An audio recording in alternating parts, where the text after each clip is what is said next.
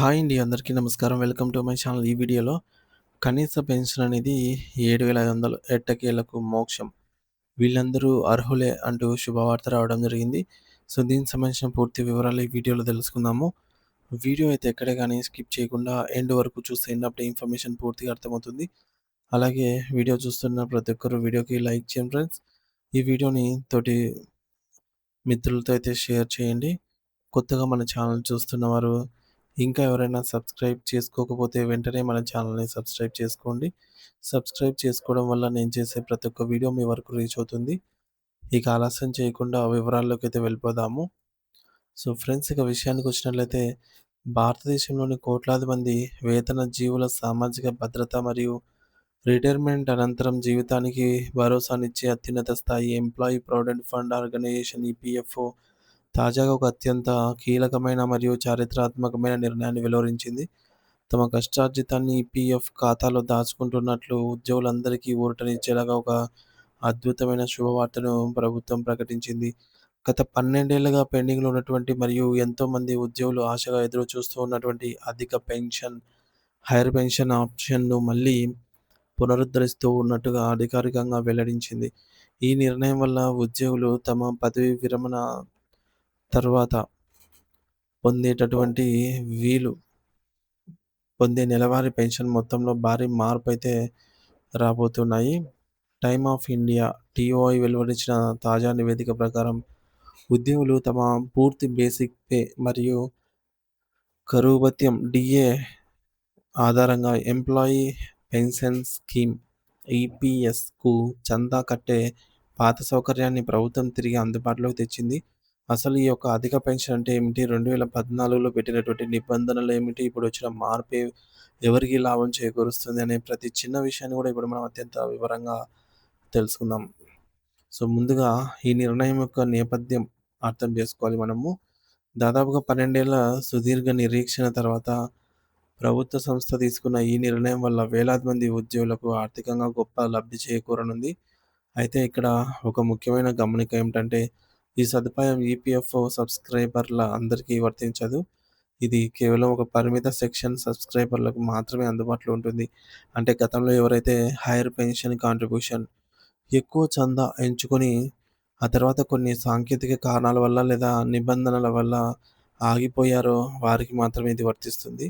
2014 September నెలలో provident fund సంస్థ ఈ మేరకు పెన్షన్ వచ్చే వేతనంపై ఒక పరిమితిని అయితే విధించింది. సో, ఈ విధించినప్పటి నుంచి ఉద్యోగ వర్గాల్లో నెలకొన్న అస్పష్టత మరియు గందరగోళానికి ఈ తాజా నిర్ణయంతో తెరపడనుంది. అప్పట్లో ప్రభుత్వం తీసుకున్న నిర్ణయాల వల్ల చాలామంది తమ పూర్తి జీతంపై పెన్షన్ పొందే హక్కును కోల్పోయారు. అసలు 2014 సెప్టెంబర్ 1 తేదీన ఏం జరిగిందంటే, ఎంప్లాయీ పెన్షన్ స్కీమ్ ఈపీఎస్ కింద కనీస పెన్షన్ మొత్తాన్ని నెలకు రూ. 1000గా ప్రభుత్వం నిర్ణయించింది. అదే సమయంలో పెన్షన్ పొందేందుకు అర్హత గల వేతన పరిమితిని నెలకు రూ. 15,000గా ఫిక్స్ చేశారు. దీని అర్థం ఏమిటంటే, ఒక ఉద్యోగి బేసిక్ సాలరీ మరియు డీఏ కలిపి ఒక్క రూపాయలకు ఒక 1,00,000 ఉన్నప్పటికీ పెన్షన్ లెక్కించేటప్పుడు మాత్రం కేవలం రూ. 15,000 మాత్రమే పరిగణలోకి తీసుకుంటారు.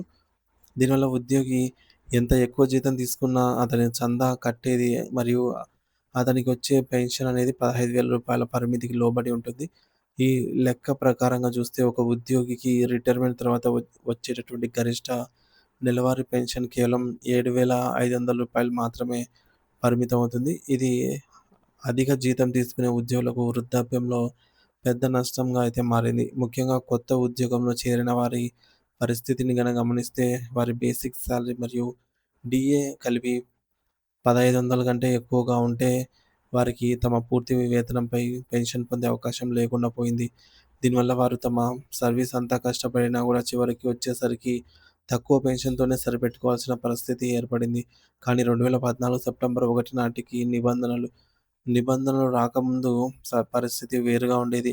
అప్పట్లో ఉద్యోగులకు తమ పూర్తి బేసిక్ వేతనం మరియు డీఏ ఆధారంగా పీఎఫ్‌కు చందా కట్టే హైర్ పెన్షన్ ఆప్షన్ ఉండేది. సాధారణంగా ఈ యొక్క ఆప్షన్‌ను ప్రభుత్వ రంగ సంస్థలు అంటే పీఎస్‌యూస్ ఉద్యోగులు ఎక్కువగా ఎంచుకునేవారు. వారు తమ జీతం నుండి ఎక్కువ మొత్తాన్ని పెన్షన్ ఫండ్‌కు కేటాయించడం వల్ల పదవీ విరమణ చేసిన తర్వాత తమ చివరి బేసిక్ సాలరీలో దాదాపు సగం మొత్తాన్ని కూడా ప్రతి నెల పెన్షన్‌గా పొందగలిగారు. ఇది వారికి వృద్ధాప్యంలో గొప్ప ఆర్థిక భరోసానిచ్చింది. అయితే 2014 సెప్టెంబర్ నుంచి పెన్షన్ వేతన పరిమితి 15,000గా నిర్ణయించడంతో ఈ హైయర్ పెన్షన్ ఆప్షన్ అనేది నిలిపివేయబడింది. మరి దీనివల్ల అప్పటికే ఎక్కువ చందా కడుతున్న ఉద్యోగులు ఏం చేయాలో తెలియక గందరగోళంలో పడ్డారు.